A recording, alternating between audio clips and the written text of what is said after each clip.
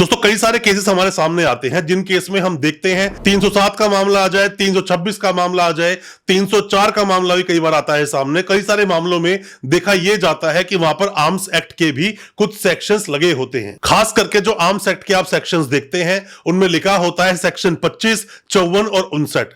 देखा जाए तो आर्म्स एक्ट में टोटल ही 46 टोटल सेक्शंस हैं। अगर 46 टोटल सेक्शंस हैं तो ये 54 और 59 कैसे लगता है? आज मैं आर्म्स एक्ट के बारे में काफी हद तक आपके डाउट्स को क्लियर करने की कोशिश करूंगा।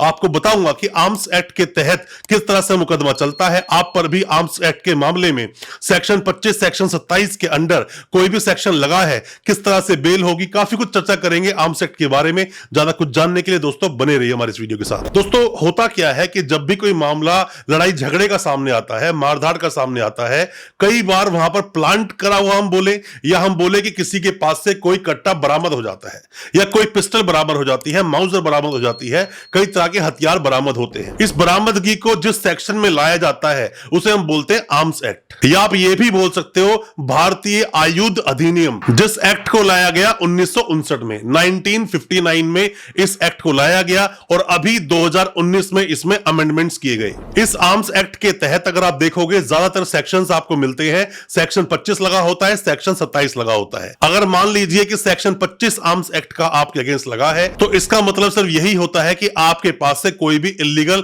हथियार बरामद हुआ है। और अगर सेक्शन 27 लगा है तो आपने उस इल्लीगल हथियार को इस्तेमाल भी किया है, मतलब आपने चलाया भी है।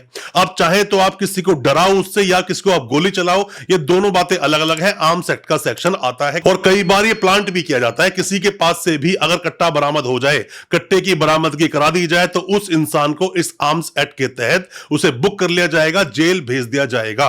दोस्तों मैं आपको बताऊं तो जो सेक्शन 25 है, सेक्शन 25 में 6 महीने से लेकर और उम्र कैद तक की सजा का प्रावधान है। उसमें बहुत सारे सब सेक्शंस बने हुए हैं जिसके तहत कि किस तरह से आपने उसको इस्तेमाल किया या फिर क्यों वो आपके पास था, ये सब बातों को जिक्र करता है। आप कट्टे को सेल करना मतलब कि इल्लीगल कोई भी वेपन है उसे आप चाहे तो सेल करते हैं, परचेज करते हैं या मैन्युफैक्चरिंग करते हैं, मतलब उसको बनाते हैं। किसी भी तरह से अगर इस तरह की चीजों में आप इन्वॉल्व हैं तो सेक्शन 25 के तहत आपको बुक कर लिया जाएगा। इवन आपके पास मान लीजिए कि आपके पास इल्लीगल कोई भी हथियार है, इल्लीगल कोई पिस्टल है, कट्टा है, कुछ भी है, आप उसको किसी की शादी में जाकर भी अगर चलाते हैं, हवाई फायर लोग करते हैं ना कई बार, वो भी हालांकि बेशक से आपके पास लाइसेंस हो तो भी ये अलाउ नहीं है। लाइसेंस का मतलब ये नहीं होता कहीं पर भी जाके आप उसकी शोबाजी करना शुरू कर दोगे, ऐसा नहीं होता। अब दोस्तों अब ये भी समझ लीजिए सेक्शन लगता किस तरह से है। सेक्शन लिखा होता है 25, 54, 59। इसका मतलब क्या है? 25 तो हुआ सेक्शन जो टोटल 46 सेक्शनों में से आर्म्स एक्ट के तहत जो सेक्शन बने हैं, 25वां जो सेक्शन बोलता है वो तो है 25 सेक्शन। अब 54 क्या बोलता है? दोस्तों 54 का मतलब 54 का मतलब ये है जब ये एक्ट आए तो मतलब इस एक्ट से पहले टोटल 53 एक्ट आ चुके थे, ये 54वां एक्ट है, सिर्फ यही इसका मतलब है। और कहोगे 59 का क्या मतलब है? तो 1959 का जो ये अधिनियम है इसके अनुसार जो 59 लिखा है उसको 59 को यहां पर डाला जाता है। तो 25, 54, 59 अगर लिखा है तो 54, 59 को पढ़ने की जरूरत नहीं है। 25 सेक्शन को आप देखिए और अगर 27 में अगर आर्म्स एक्ट में आपको अरेस्ट किया गया है तो मतलब आपके पास से जो बरामदगी हुई है, आपने उस कट्टे का या फिर जो भी इल्लीगल जो वेपन आपके पास था उसका आपने इस्तेमाल भी किया है। जो दोस्तों इन दोनों ही सेक्शंस में जो पनिशमेंट का प्रावधान है, जहां सेक्शन 27 बोलता है कि इसके अंदर कम से कम 7 साल तक की सजा का तो प्रावधान है, कम से कम 7 साल की सजा आपको मिलेगी अगर आप कन्विक्ट हो जाते हो।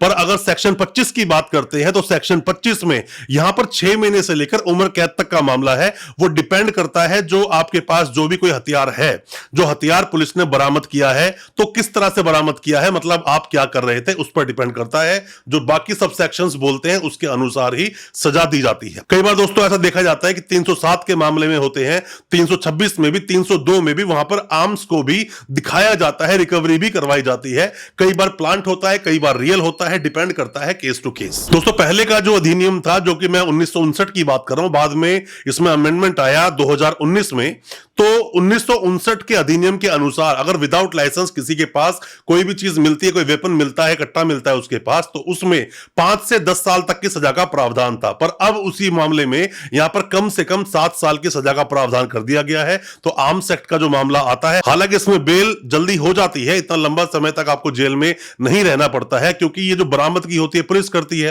पुलिस ही सब चीज दिखाती है, पुलिस ही कंप्लेनेंट होती है। तो इसमें हमेशा पुलिस का रोल डाइसी दिखाया जाता है। पुलिस को हमेशा से ही जो कोर्ट है वो शक भरी निगाहों से देखता है, इसीलिए इन मामलों में आपकी बेल हो जाती है। दोस्तों, आपके दिल में कोई भी किसी भी तरह के सवाल है, कुछ भी आप जानना चाहते हैं, पूछना चाहते हैं, कमेंट बॉक्स में अपने सवाल आप पूछ सकते हैं, या फिर हमसे ऑनलाइन कंसल्टेशन भी ले सकते हैं। व्हाट्सएप पर मैसेज करें, हम आपको बताएंगे, जो भी आपके सवाल होंगे उनका आपको जवाब देंगे। अच्छा लगा हो आज का वीडियो, हमारी वीडियो को ज्यादा से ज्यादा अपने दोस्तों, परिजन, परिवार तक शेयर करें, ताकि वो भी अपने आप को कानूनी जानकार बना सकें। और हमारे चैनल को सब्सक्राइब करना बिल्कुल ना भूलें, साथ में लगा बेल आइकन जरूर दबा दें, ताकि इसी तरह की लीगल अवेयरनेस की वीडियोस आप तक पहुंच सके सबसे पहले।